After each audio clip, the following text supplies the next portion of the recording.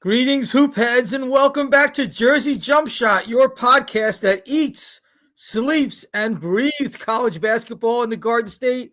I'm Jerry Carino, and our guest today is even more Jersey than me, if that's possible. Greg Herenda grew up in North Bergen. He played his high school ball at St. Peter's Prep. He made a name for himself in the coaching ranks as an assistant at Seton Hall in the mid-1990s, where he recruited a guy by the name of Shaheen Holloway and coached another guard you may have heard of. He turned out to be an okay head coach, Danny Hurley back then, Greg. As head coach, Greg guided FDU to 2 NCAA tournaments and the program's first ever win in the Big Dance.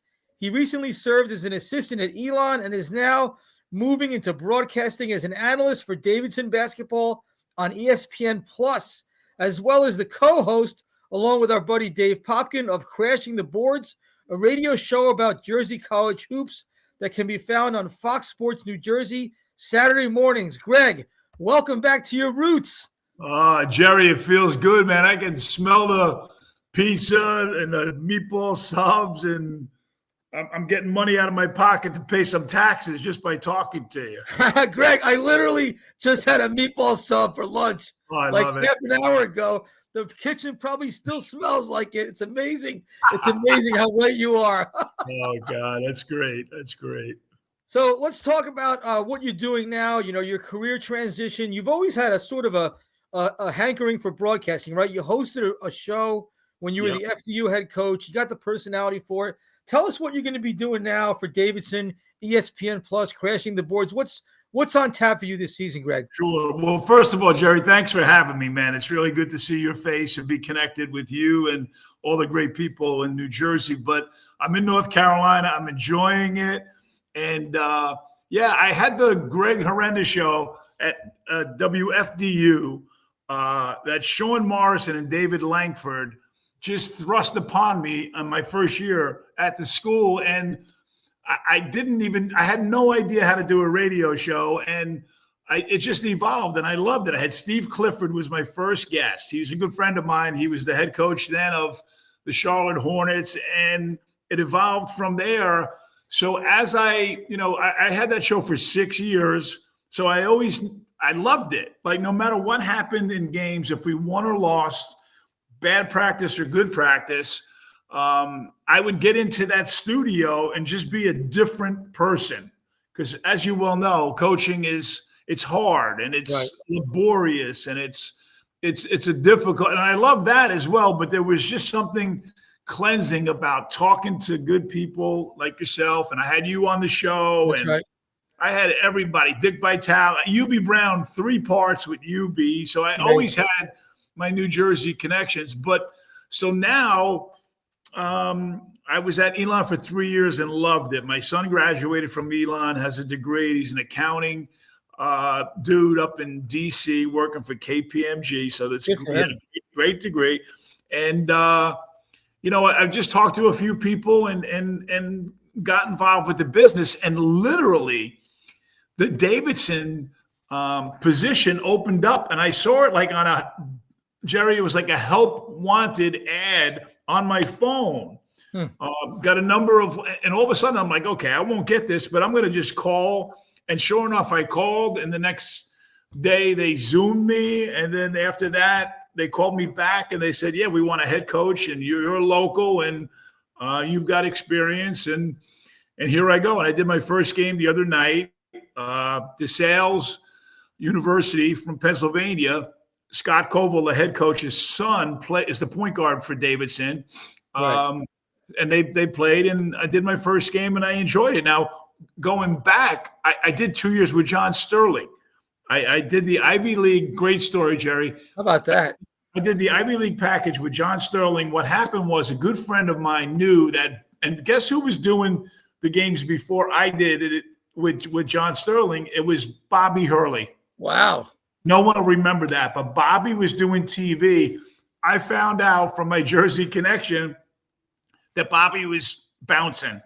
As soon as I heard that, I got on the phone with the producer, Drew Kaliski, and begged him to give me a spot. Sure enough, he's like, I got other guys. the night comes. It's the first game is where I coached at Yale, Harvard Yale, and John Sterling is my partner, and he gets lost coming into New Haven. Getting to Yale is impossible. It's just really a hard place. So I guided his driver in, and I got the game. And then after the game, Woody Fryman was the producer for Yes Sports Network. He put me on the phone. He goes, Greg, you got it. He goes, we love you, and we're going to let you do all the games. And I did that for 2 years, Jerry. So I have experience. I love the game. I'm never going to be away from the game. Right. I love the people, the connection, and here we go. Now I start a career, and as a head coach, I started as a JUCO head coach, Elgin Community College, Division III Cabrini, Division II UMass Lowell, and then Division I Fairleigh Dickinson. So it's the same thing. You know, this business, I'm coming in on the ground floor, right, and I love it. I love paying dues, and I love the people at Davidson have been incredibly gracious and great. And that's I'm sure they have a good following too, Greg, because that program's had a lot of success. Cool. So I'm sure that people are going to be really into it, and it's going to be a treat for them because obviously your coaching resume speaks for itself, but you got the personality for it too. I mean, it's a great role for you. You'll be climbing the ranks in that in no time.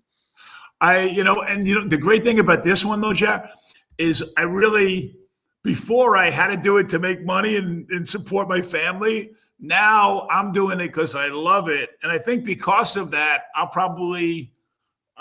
not going to try as hard to move up, but I think it'll happen, but right. Doing the Davidson games right now is fun, man. And Steph Curry is now involved with the program. He's the assistant general manager.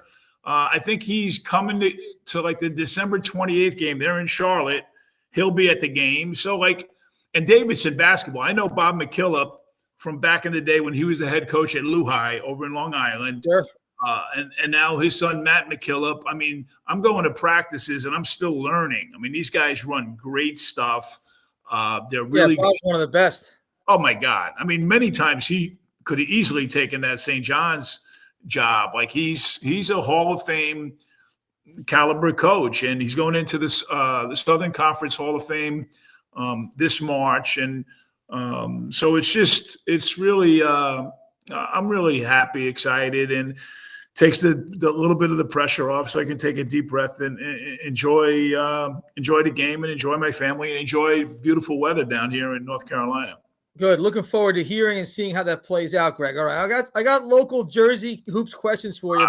But before then, I want to get your big picture thoughts. I mean, you're coming off, you're a head coach at a successful mid-major. You're an assistant coach at a mid-major. The coaching landscape, especially at the mid-major level, what are the challenges that they're facing right now? And if you were king of the NCAA, what would you do to help stabilize this roster turnover that nobody seems to really like? Yeah, it's really it's uncharted territory, and at some point there has to be contracts. There has to be something that's going to hold that young man or woman to their school for at least 2 years, Jerry. I mean, I'm doing research now on Washington State and on Davidson, and 3/4 of and you can't blame the student athletes. Like right. Some of these guys, Washington State, they have 2 players in the NBA right now that play for the Memphis Grizzlies. Guys from Davidson went to Minnesota, went to Indiana for really, really good money. But there's got to be accountability. So I would just have a contract, and it would have to be 2 years, and it's binding. And if we're going to pay them the money, then guess what? They're going to have to go by the terms of the money. Now, as soon as you do that, and what's happening, and I talk to college coaches all over the place, is the accountability towards the lawyer gets involved. Because once you cap somebody at 2 years, then you're stopping them from being in that free market. So the next level, I think, is going to be like it's been in Europe and all over the world, is they're going to be clubs, So right. And clubs are pro teams that have different levels of clubs. And I think really the NBA, and this is way down the road, and hopefully it's not, the NBA and college basketball could get together and and make it just transform the whole system so that they work together. Now maybe the European model is the future for the United States basketball. I think so. Like I went up to Danny's practice up at UConn, and I'm drawing a blank on the name. The really good shooter that's been there for 3 years. Yeah, and he's making more money now at UConn than if he was playing in the NBA. It was like a second-round pick. So these guys, and it's going to keep some college players in college because they're making really, really good money. And there's no guarantee that they're going to make an NBA roster. So it's I think we're all going through this together. But to go back to your original question, the mid-major guy has to just treat it on a year-to-year basis right now. You can't complain about it. You have to – you're telling – now, I was an assistant at Elon, but as a head coach at Fairleigh Dickinson. Now, Marcus Towns left Fairleigh Dickinson. He was one of the first guys to transfer back in the day. And I remember his father came to me, and I was like, hey, if it's a better opportunity for Marcus, God bless him. And guess what? It was. Right. He went to the Final Four, and you can't now you go to this year right now. You can't hold these kids back and say, like Anquan Hill. Now that's at Sacred Heart. He was with us at Fairleigh Dickinson. Really good player. Transferred to St. Bonaventures. Made money there, and then figured out his level is at Sacred Heart, and he's making money. So the players have the ability to move, and that's fine. But there's got to be a time limit. I think 2 years is it's fair, and anything less than that, it's just not fair to the school. It's not, and it's really not fair to the individual. Even though you're losing credits and you might not graduate. Well, that overrides everything, Jerry. And at Elon, we had some players that could have made a lot of money, but their junior year, they were not going to graduate if they transferred, so they stayed at Elon. So the kids, like the kid at Princeton, right? He's staying to get his education. Right, he's staying, gets his education, and then he's going to go to the marketplace and make good money and say what you want, positive or negative. That kid's getting a Princeton degree, right? And he's going to make a lot of money. Now, Mitch Henderson is not, the happiest guy in the world, right? Because that kid makes his team, a lot better. So but I never complained about it. And it didn't drive me out of the business, but it's not the business that I signed up for. Right. When we signed Shaheen Holloway, and he was one of the best point guards in America. He would have made a lot of money if he was a graduate of 2024. All these guys, you talk to all these great players that you see on the road, and they're like, oh my God, how much? I'm trying to think of the player that I saw not too long ago. He played at Carolina, Tyler Zeller, all the Zeller brothers. They're like, oh my God, we would have made, but the Zeller brothers did well. Yes. But if you go back and you look at, Shaheen, and you look at Adrian Griffin, and you look at Mark Bryant, and you look at Terry DeHare, yes. Terry DeHare is just like going, oh my God. But we live in a crazy world, and guess what? It trickles into the college basketball, and here we are. So Shaheen Holloway, you mentioned him, and I want to talk Shah of the past and, of course, Shah of the present. Yeah. You were the driving force in recruiting him to Seton Hall. Yep. Greg, what was he like as a player? What can you tell us about Shah, the recruit, Shah, the player that maybe people don't know? And did you see this coach in him back then, or did this sort of come about later? Well, I'll go backwards then forwards. Okay. When we got the job, George Blaney, who's the most underrated coach in college basketball and really in Seton Hall history, because he had a short tenure, but he coached Adrian Griffin, who coached the Bucks, Danny, who's at UConn, Shaheen, who is at Seton Hall, his alma mater, and just one of the great high school basketball players. Played in the NBA for the New York Knicks.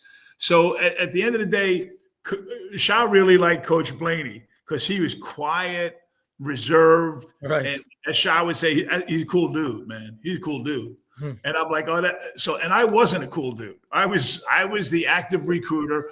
George got the job, and we were way behind. Tommy Abatamarco was the assistant at Rutgers at the time, and they were Rutgers was on him, St. John's, Cal, Syracuse, and I'll tell you a great story that I can share. Duke.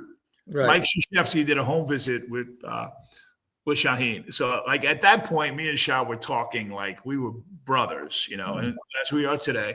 And I say, Shah, when Coach K is done, call me and tell me that you're going to commit to Duke because I don't want to waste any more time with you. Right. That was my whole spiel with him. And when he was done, he was like, oh, he was cool. He goes, but, gee, he's no Coach Blaney. Just like that. So, like, at the end of the day, Shah is as real and you know him as well as he's as real a person. I would talk to him in the middle of the night. I'll never forget this. He loves my wife, Jill, and Shah have a relationship that is like incredible. Every time I talk to Shah, he's like, how's Mrs. Herenda doing? He'd call 11:30, 1 o'clock. He'd call at any time. I'd call him anytime. Right. And I would give the phone to my wife, and my wife is like, "Who is it?" She's sleeping. I'm like, "Oh, Shah."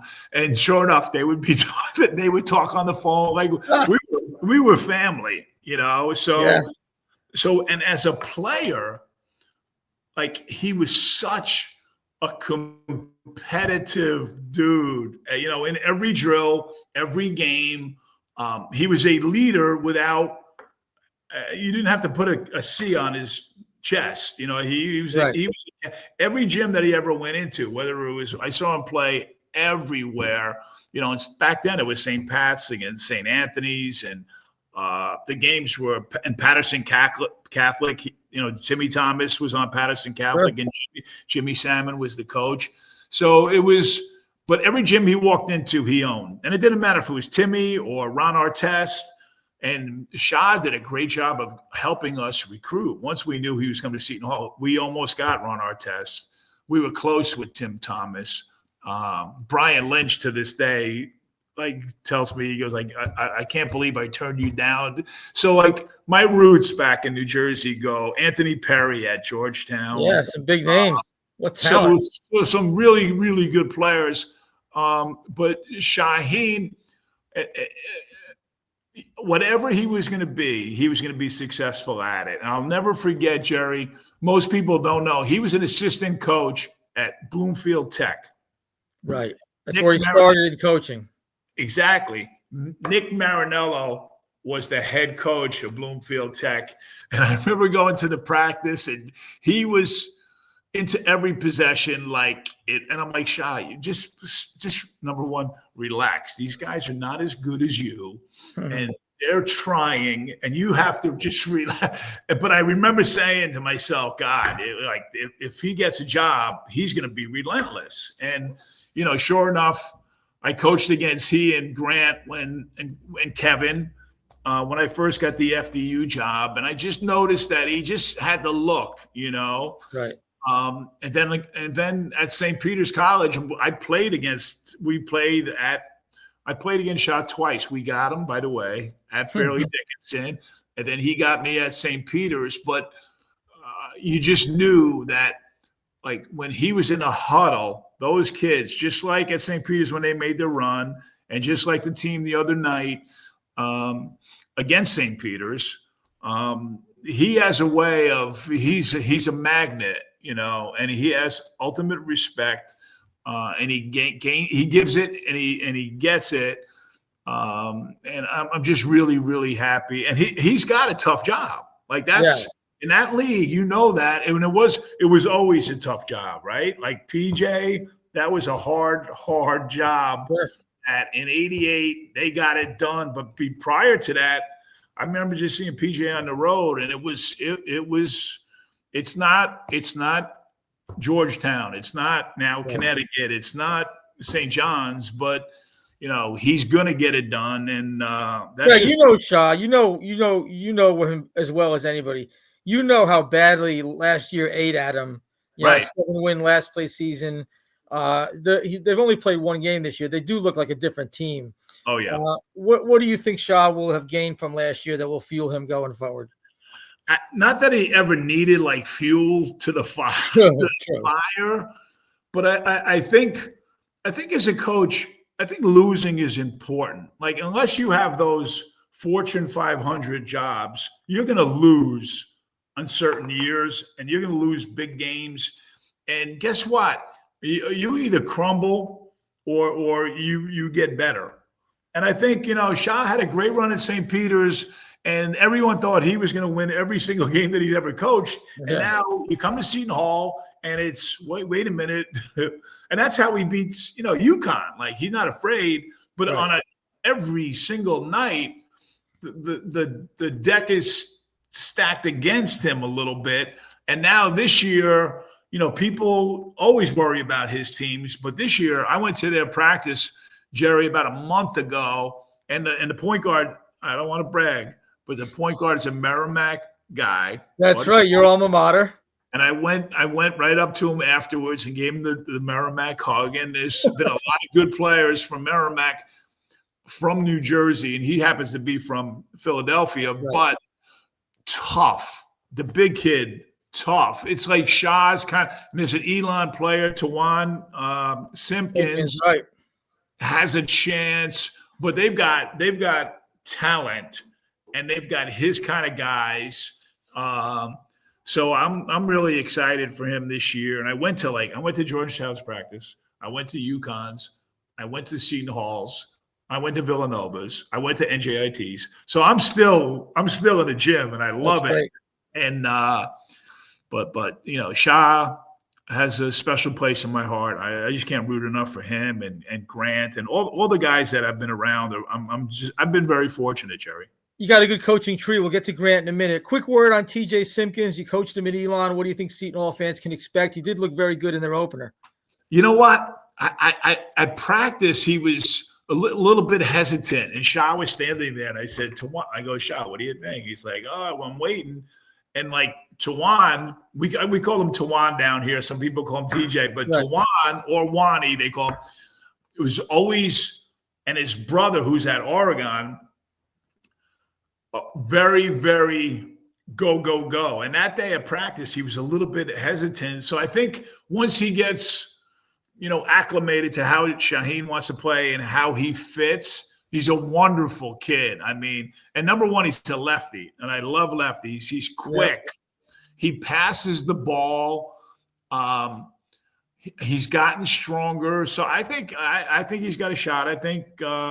I thought he had a decent game the other night. I didn't watch the whole game, but he scored 10 points in his first game, and I think he's going to be good. I think Shaheen is going to surprise a lot of people, and I think the future looks great for the Pirates. Hall's off to a good start. You know who else is off to a good start? NJIT. You mentioned Grant Billmeier. You hired him to his first full-time coaching job. He was an assistant under you at FDU. Yes. He opens his third season at NJIT's helm with a convincing win at Fordham.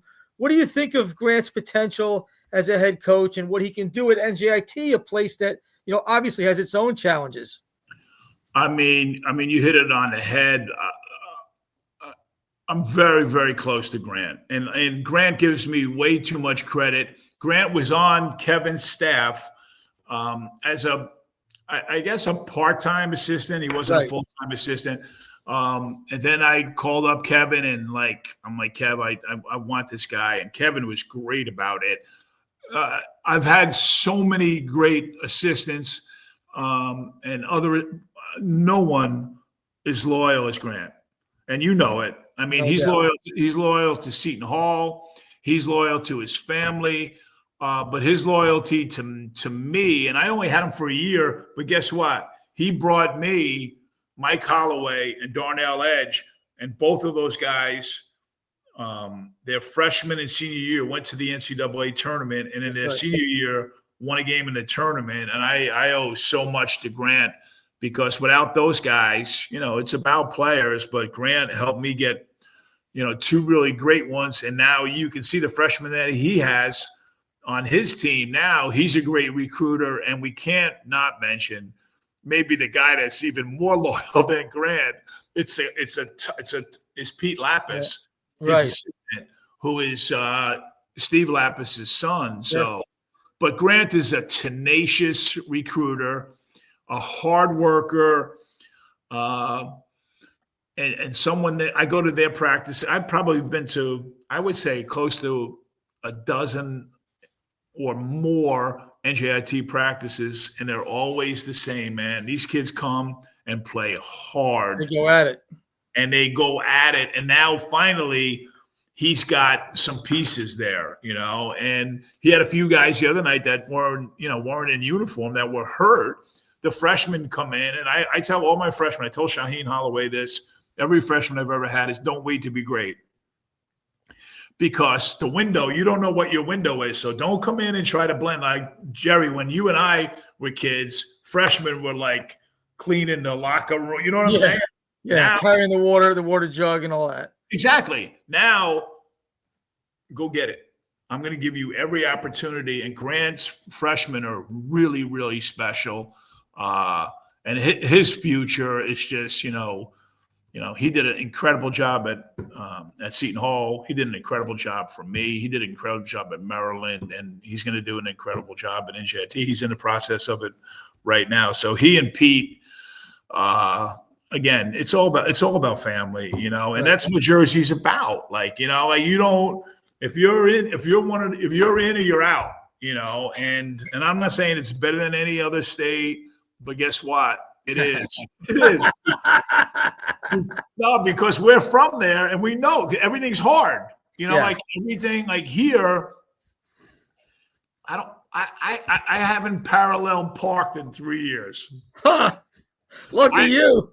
You know what I'm saying? Like, I haven't, like, it's the rest of the world, it's easy. Jersey, it's hard. And I think that toughness just carries over to the floor, and the players, so I think Grant, Pete, and the whole clan. Then you talk about Danny, that's another 100% another crazy story. But and how about this? I mean, Dan Hurley, who you helped mentor, becomes an all-time great coach and might have a third NCAA championship team in his hands this year.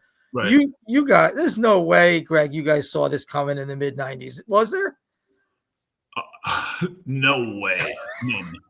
But I will tell you, the moment that I saw it, though, Jerry, the moment I saw it was when he was the head coach at St. Benedict's. Okay. I walked into the gym. I was an assistant at East Carolina, and the head coach was Bill Herrian, and we wanted to see a certain player. It was a point guard. I forget who it was. I think he wound up going to Marquette.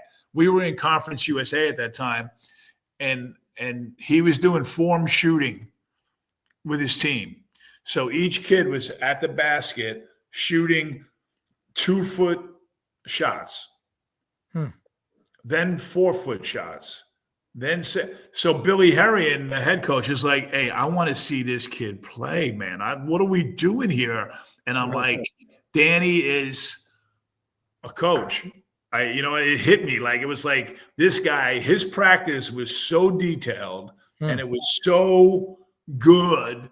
And like, come on, man, like it's osmosis, and he and his father went at it. Like, Danny is that guy, Danny's that kid. And Danny and I, like, George, going back to Coach Blaney again, was such a good guy that back then I was the bad cop. So if Danny was not playing as hard, so Danny and I, when he was there, to answer your question about did I see it coming, he wasn't the easiest cat to coach, but he, again, competitor. And Danny was a good basketball player. People don't realize, if you go back, we lost to Georgetown in D.C. by a point against Allen Iverson's team. And Othello Harrington was as you remember, was a great rebounder. And of course, Danny, I want to say Danny had 15 points either 0 or 1 turnovers against Georgetown that was up in them the entire night. And we lost the game late. Obviously, you're not going to get a whistle down there. Right. But people don't understand that Danny was like, I thought when they were young, I knew him since they were like 7, 10 years old. Danny was like a better shooter than Bobby, but Bobby was always made the right play, did the right things. And then Danny was always just a little bit outside the box. And I think that's what makes him a great coach at UConn. Like, he's not the normal coach, and he's got a terrific staff, and he's got a relationship with, Coach Calhoun that's still in that area. I'm just so happy if he went to the Lakers, Jerry, and again, maybe he was never going to do that. It was in his heart. I hope, but it's a lot of money now. But true. It's easy for us to say no, I guess, right? He's making a lot of money. I think someday I can see it. Because I know his father, Coach Hurley, is a huge Boston Celtic fan, huge, which I never really liked that about Coach. I love it. Coach Hurley and I are very close. And the first basketball camp I ever went to was Bob Hurley in 1975. Hello, St. Peter's Prep guy. Oh, and he played at Prep. We both played for the same high school coach. And so did George Blaney. That's right. Jerry Halligan, who was a legendary coach back in the day, at a Notre Dame grad and a good, tough coach. But it goes back to family. So my point is, I can see Danny coaching. I'm not going to go on record, but I can see him maybe when this UConn thing runs out, like being a Boston Celtic coach. Don't ask me why I think that. Okay, we'll keep that in our back pocket for down the road, Greg. That's interesting. Down the road, if that happens, we can let it come out. But yeah, and I want to say, just as a postscript to that whole bit, that sure, Dan Hurley has been very good about giving credit to George Blaney for being the right coach at the right time for him, who really helped, rekindle his love for basketball. And so you and, your fellow assistants, and of course, George played a big part in what he's become. So that's a really nice feather in the cap of everybody who was at the Hall at that time.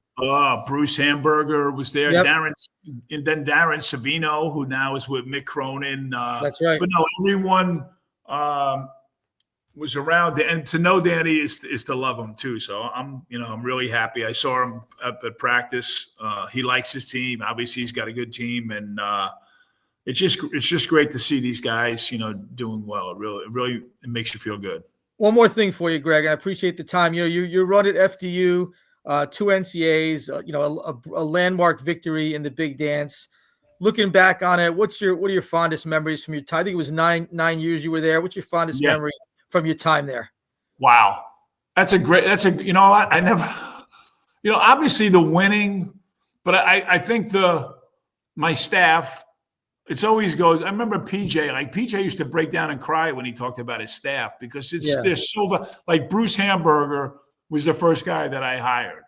Dwayne Lee, again, another great Jersey guy. At GW now, I think, right? At GW, Pete and Grant, and just an incredible. And then the players. That's really it. I mean, Mike Holloway, who's from South Jersey. Darnell Edge is from upstate New York. We had just kids that understood where we weren't afraid. And Jerry, I don't want to totally toot my horn, but every player in the 9 years that came to Fairleigh Dickinson that we recruited and that stayed to graduation went to at least one NCAA tournament. Yeah. So, and that was a hard job. When we got that job, that was a hard job. I think that week that, we beat Rutgers at Rutgers, and then we beat Seton Hall. I think it was like a Tuesday, Thanksgiving. I was there for both of those games. Yep. So we won. Those were great memories. And going to the tournament twice was nuts. But I think building it, there were so many great alums, like a guy like Don, like those offices now, if you go up there to those offices, I helped rebuild those offices. And I rekindled the relationship with Tom Green. So now Tom Green is back. That's right. Which is where he should be, because Tom is just a tremendous man and no doubt. really good coach. So 400 wins. You just can't. And so I don't look back at Fairleigh Dickinson with any like really remorse. It was time to move. And it's just, I just got lucky that I landed here in North Carolina, to be honest. I'm 64 and I still have a lot of juice in me. You know what I'm saying? So it's not like I'm here and I'm not doing anything. I'm working kids out. I'm going to practices. I'm doing games. I'm almost as busy, but I can set my schedule, which is, as a college coach, you don't have any life anymore. Yeah. Now I've got a little bit of a life and I enjoy it. Good for you, Greg. I'm going to close this segment with, you spoke at FDU's graduation. You had some great words of wisdom from your mother, Grace, that you passed on to the graduates. And I want to share it with our audience here. And that is always ring the doorbell with your elbows. In other words, what, Greg? Explain what that means. It's a great piece of advice. Whenever we went to anyone's house in New Jersey, you had to bring, and it was always food. You know that, Jerry. Yeah. You had to bring food. So you had the package in your hand and you couldn't open the door with the doorknob. So you had to ring the doorbell with your elbows, just meaning you had to bring something to somebody. And not only food, but, whether it's a hug or a hello or just, you got to bring something. You can't have your hand out. And my mother was one of the great givers. My grandfather babysat Sinatra. My grandfather in Hoboken, New Jersey, where they grew up, and I was born in Jersey City, but lived in Hoboken.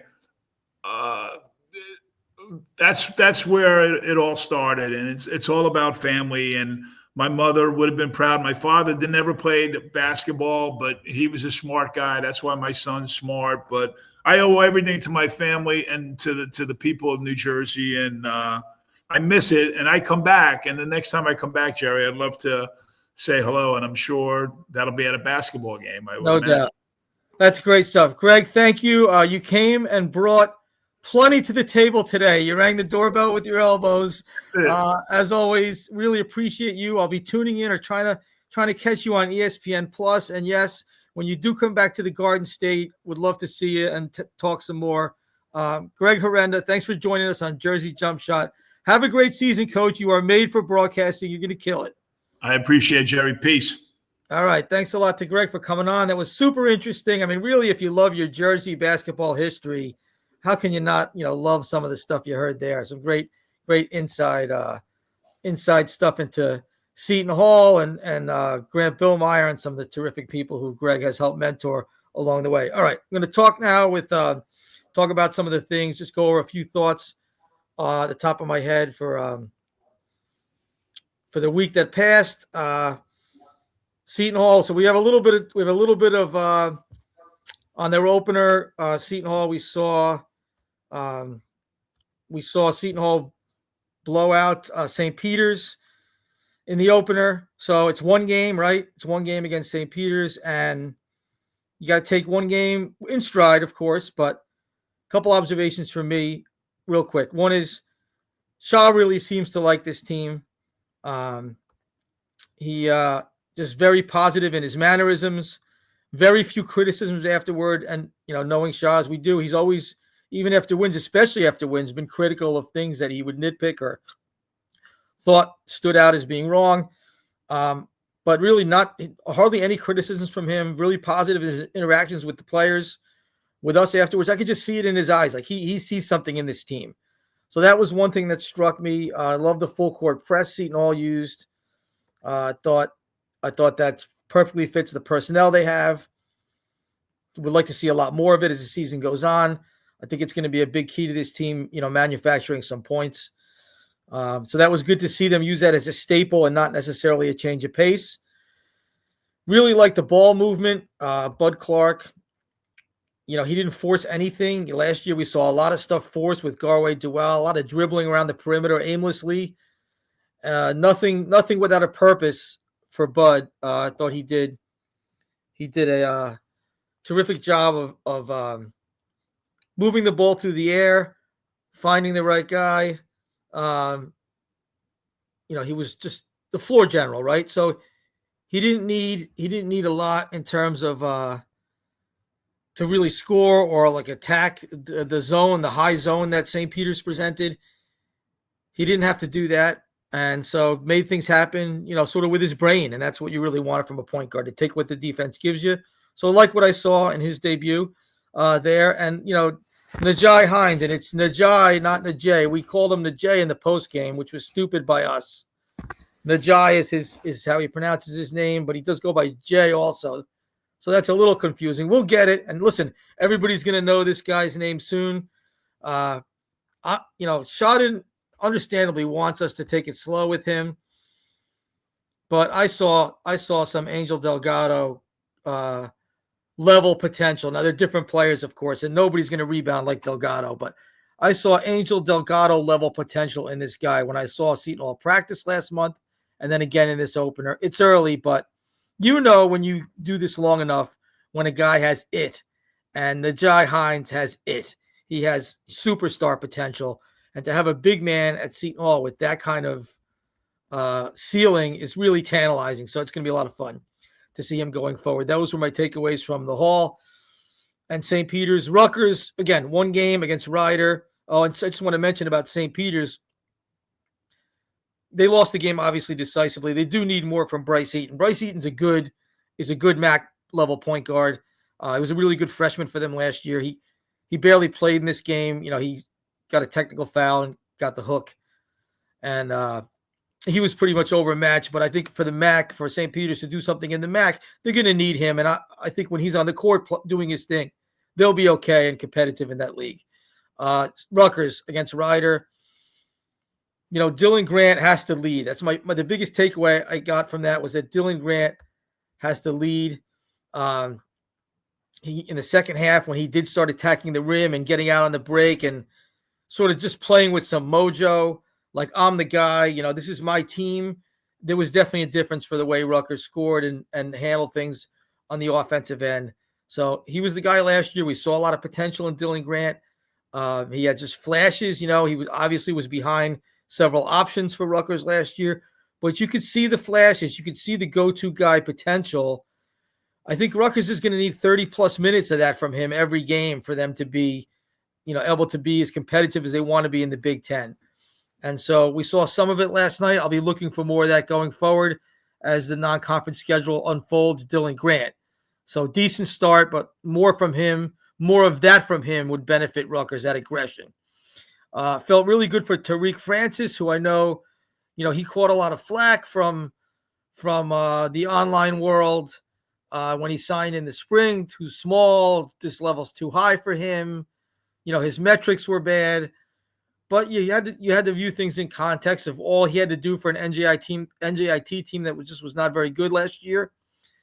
And now that he has some support and won't have to do everything, he's good in his role. And then, again, it was against Rider, but you saw a guy who shot the ball well and confidently, who played with a high basketball IQ, and who was very good defensively. Zion Cruz is a pretty good player for Rider. He's the one player they have, and Tariq took him out of the game. 5 for 19, Zion Cruz shot. So I liked what I saw from Tariq Francis all the way around. It was promising. Obviously, the competition is going to get literally bigger in the backcourts for him. He's 6'1" maybe, but a good start for him. I felt good for him. Definitely. I think I heard this once, maybe it was from Shah, that if you could score, you can score on any level. That was Seton Hall's rationale for recruiting players. When Shah would zero in on a player, that if you could, an up transfer, if you could score at any level. And that definitely was true. It rang true in Rutgers opener. Will it continue? We'll see. But there's a guy who knows how to put the ball in the basket, and Rutgers needs those guys. So it felt good for him. There were some clear jitters for Rutgers freshman class, to be expected. The first time they've played in this environment. I do like what Rutgers freshmen can be. They obviously don't have freshmen like they had last year who are on the fast track to the NBA, but there's guys who can help this program there. You had to read between the lines a little bit to see some of it in the opener, but some jitters there. But, don't give up on those guys after one game. Rutgers centers do have to produce more. The big negative from that game was that they got nothing from their two-headed center on the offensive end, just a few rebounds from one of the guys. Not enough. They need more from those guys. So that, again, sometimes coaches will tell you when big guys play these smaller, more mobile front lines from the mid-majors, they struggle, and that'll even itself out when they face more players like them in matchups. We'll see. But that was the one negative for Rutgers. So a pretty good start for Rutgers. Got that defensive lunch identity that we expected, and that was evident in that game. And if you like D, you'll appreciate this Rutgers team. I know Steve Peichel definitely does. For Ryder, they're bad. They're just not very good. The school's in trouble, borderline. Their credit rating's low. Are they going to be insolvent? There's a lot of issues going on behind the scenes in regards to their ability to support a program, an athletic department. Is this Kevin Baggett's last stand at the end of his contract? He's been there a long time. No NCAA tournaments. It's just not a very good vibe around Ryder right now. They did not look good. I don't expect much from them this year. We'll see. You never know in the MAC. NJIT, want to throw them a quick bone. They locked down Fordham on the road. Big win for Grant Billmeier, who texted me in the preseason and said, you got to come up and see my team practice. I really like what I've seen. And Grant is incapable. I've known Grant for 20 years. He's incapable of lying, sugarcoating, BSing. That is not Grant's style. For him to send that text was a sign to me, a waving banner to me that NJIT is going to take a leap forward. And that was evident in the early returns in their game at Fordham, holding the Rams to 34% shooting on the road. I hope to see the Highlanders hosting FDU on Saturday the 15th. That is on my calendar in pencil, and I'd like to see all the Jersey teams, and that's a nice local Jersey mid-major matchup. I may also drop in on Monmouth at LaSalle on Saturday this week in advance of Monmouth's visit to Seton Hall, which, of course, they beat last year. I think this Monmouth team could be pretty good. Can't really draw much from their game against Caldwell, different levels, but I do like Monmouth has a core returnees. I do think there's potential there for them to make a move in the CAA, and LaSalle's a comparable school in their Ken Palm neighborhood. They'll be on the road. That would be a pretty good win. So we'll be keeping an eye on that as well. But thanks for joining us, and thanks to Greg Herenda for coming on. I mean, the guy knows Jersey basketball as well as anyone alive. And I cannot believe he got that right about the meatball sub, because literally I had just finished eating one. So there you go. Ring the doorbells with your elbows. Some great life advice, some good hoop talk. Hope you enjoyed it. Week 2 of the 2025-26 season with Jersey Jump Shot, and we'll be back, and I hope you'll join us again. Thanks a lot.